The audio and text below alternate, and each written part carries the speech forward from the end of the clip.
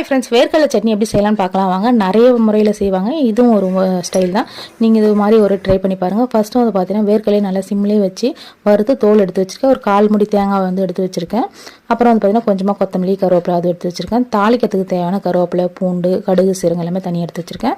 அதுக்கப்புறம் காரத்துக்கு தேவையான அளவுக்கு பச்சை மிளகா, ஒரு 4 பல் பூண்டு, ஒரு துண்டு இஞ்சி, கொஞ்சமாக ஒரு சின்ன நெல்லிக்காய் சைஸ் அளவுக்கு புளி, அது எல்லாமே வந்து பார்த்தீங்கன்னா இந்த தீயில நல்லா வாட்டிட்டு சேர்க்கும்போது நல்ல ஒரு வாசனையாக இருக்கும்.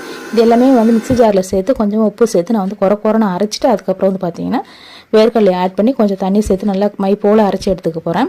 இந்த அளவுக்கு அரைச்சதுக்கப்புறமா நம்ம ஒரு பாத்திரத்துக்கு மாற்றிக்கலாம். இப்போ இதுக்கு ஒரு தாளிப்பு கொடுக்கலாம். உங்களுக்கு தண்ணியாக வேணும்னு தண்ணி ஊற்றிக்கங்க, இல்லை திக்காக வேணால் திக்காக அப்படியே வச்சுக்கோங்க.